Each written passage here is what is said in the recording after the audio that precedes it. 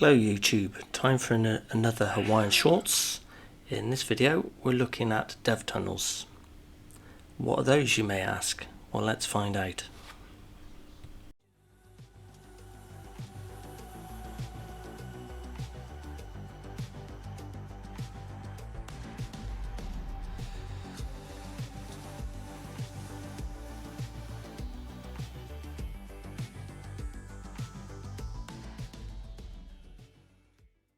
So, Hawaiian Shirt Coder here again, and welcome along to another Hawaiian Shorts. Hawaiian Shorts are designed to get you up and running on one topic quickly without going into too much depth. In this video we're going to have a look at a feature that will help you with your debugging and feedback loop known as dev tunnels. So let's get started.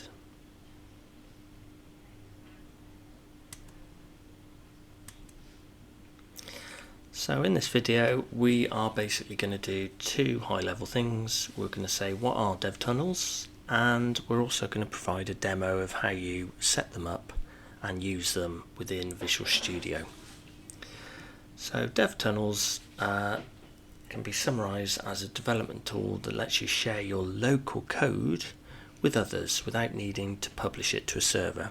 So when we create a website or a web API and we press start within Visual Studio, it fires up a local host version running off a particular port that only we can see, just so we can quickly test it out and debug it.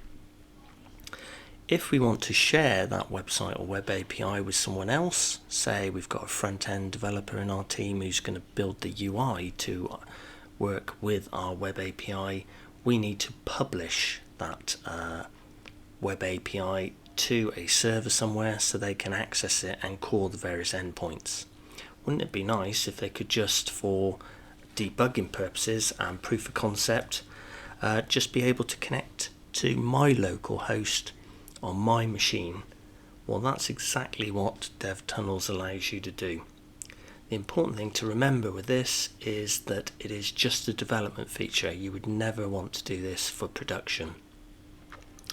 The dev tunnels provides a nice tunnel that is secure, that you can configure so it is temporary, or it is just for people within your organization, or is public to anyone on the internet, but it is a development tool.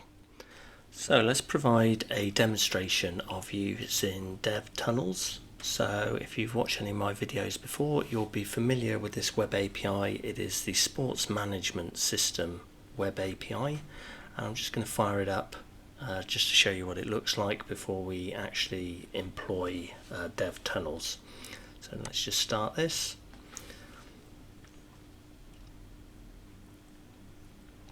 And you can see that it provides various endpoints for fixtures and players and availability, basically. So if you just run the get fixture web API, and we'll just go try out and go execute, we get some results back in a payload. And as you can see at the moment, all of this is running off my local host. Now, say I'm in a team and I'm responsible for building the web API backend, but there's another person in the team who's more of a front-end specialist, and they're building a UI that's going to consume this web API. Wouldn't it be useful if they could access my local host web API while I'm developing it to help them with their front end? At the moment, without dev tunnels, what we would have to do is publish my web API to a server somewhere, and then the front-end developer would have to connect to that server, which creates a bit of a slow sort of development loop. So what dev tunnels will let you do is it will allow you to make your local host web service or web application or whatever available to third parties in a secure manner. Now, we will only ever use this for development. When we come live, of course, our web API will be publish to a proper server. So this is a development tool for a team where something's under development but someone else needs to access it quickly just to try it out or something. So that's what a dev tunnel is. I'm going to show how to turn this into a dev tunnel that anyone can access within my team while it is still all just running on my local laptop. So let's just close this a second. And the actual substance of the web API is irrelevant really for this video. What we need to look at is if we first of all have a look at our version of Visual Studio that I'm running that provides this feature. So we go help about. At the time of recording I am using Microsoft Visual Studio Community Edition on a Windows machine, and we are using version 17.6.2. And what that will enable us to do is use dev tunnels. So if we click on the ellipse here by the HTTPS, we will see there is an option called dev tunnels, and currently at the moment there are no active dev tunnels. So what we're going to do is create a tunnel, and what this does is it provides us with a wizard that we have to fill out. And in order to activate dev tunnels, you either need to use a GitHub account, which is what I've got here, or a Microsoft Active Directory account. Then you give it a nice friendly name, so we'll give this YouTube demo. And then you have a choice of what type of tunnel you want to create, and it's lifetime. So if you create temporary, every time we fire up our local host it will generate a new URL that someone can consume that doesn't reside on my local machine, or you can create a persistent one which will always be the same. For now we'll just create persistent. Then in the final box we have access. This determines who can access the tunnel. When set to private, the tunnel is only accessible to the account which created it, so in that case that is me. Organisational will only be accessible to organisations with the account is a member of, and public will let anyone access it. So for now I'm going to create this as public. Please don't try and access this after this video has been released, because you'll find it's been removed anyway. So if we go OK, we'll then get a dialog box saying your dev tunnel has been successfully created and is selected as your current active tunnel.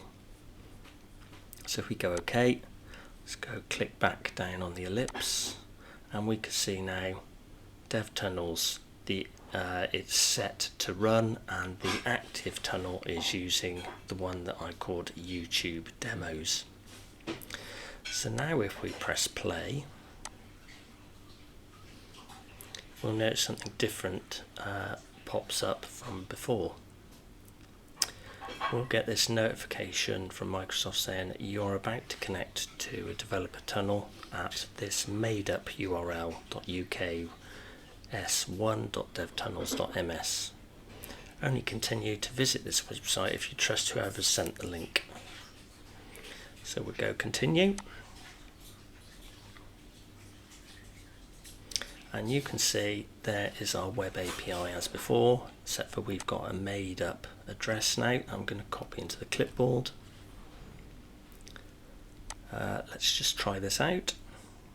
So again, if we go off to the fixture endpoint, go try out, go execute, my front-end developer can see the payload that's coming back from making that call.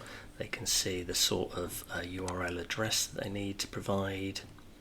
They can see the shape of the data. They can see the various response codes, so they can build their UI in a development mode without me ever needing to publish the actual web API. If you notice that if I stop my local version of this web API from running, then go back to a browser, and paste in that URL,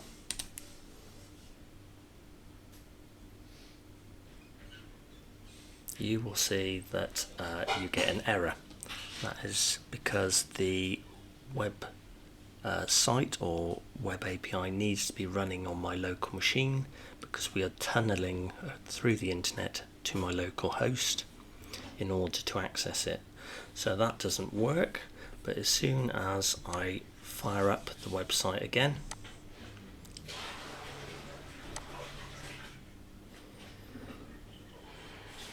we will ignore the default one that pops up and go back to our one that failed previously, which is here. If we do a refresh, you can see it's now working again.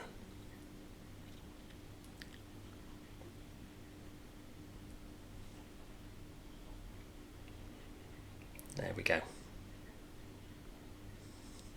So because I've used a persistent and public access, this URL always remains the same, so a team member can bookmark it and we can say give it a try again with your UI, and they know it's always the same.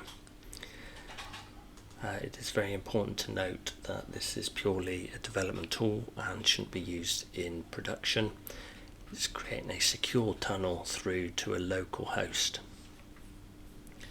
So just to finish off, I'm going to stop this and I'm actually going to remove the tunnel. So sorry, you won't be able to access this. Go into here and we go to Dev Tunnels, and then we go click on the Show Dev Tunnels window, which you can have multiple tunnels, and you will see down here, so I've pinned the window, that there's our YouTube demo. It tells us that it's started, that it's persistent, that it's public, and the account that created it. I'm going to right click and go remove, and all of a sudden this tunnel no longer exists. So now if we try and fire up debugging this,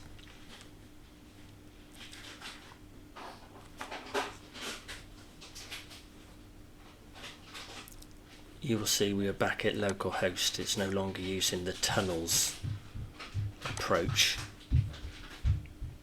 because it doesn't think there are any.